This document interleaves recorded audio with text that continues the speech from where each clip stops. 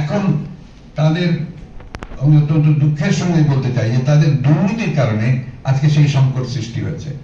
এবং আপনি নিশ্চয়ই আপনাদের সকলে জানা আছে যে 1974 সালের যে দুর্ভিক্ষ, সেই দুর্ভিক্ষর কারণে কিন্তু অমর্ত্য সেন তার বইয়ে বলেছেন যে এটা মানব সৃষ্ট, অর্থাৎ তার যারা তখন ক্ষমতায় ছিল তাদের অব্যবস্থাপনা, তাদের দুর্নীতি, এই কারণে কিন্তু সেগুলো আপনার দুর্ভিক্ষ হয়েছিল। আজকে এই সরকার গোটা সময়টাতে যে পরিমাণ দুর্নীতি সব জায়গায় করেছে, প্রতিটি খাতকে আজকে দুর্নীতির একেবারে একটা আধারে পরিণত করেছে। সেই অবস্থায় আপনার আজকে খাদ্য আপনার নিরাপত্তাকে নিশ্চিত করার কোন দায়িত্বশীল ভূমিকা তো তারা পালন করেনি বলতে হবে। কারণ এখন পর্যন্ত আমরা যতটুকু জানি যে আমাদের কৃষকেরা কিন্তু এখন পর্যন্ত তারা কিন্তু যথেষ্ট উৎপাদন করছেন, তারপরেও তারা বলেছেন যে এখানে আপনার তারা খাদ্যের স্বয়ংসম্পূর্ণ, অথচ একই সঙ্গে তারা কিন্তু বিদেশ থেকে প্রচুর পরিমাণ খাদ্য আমদানি করেছেন।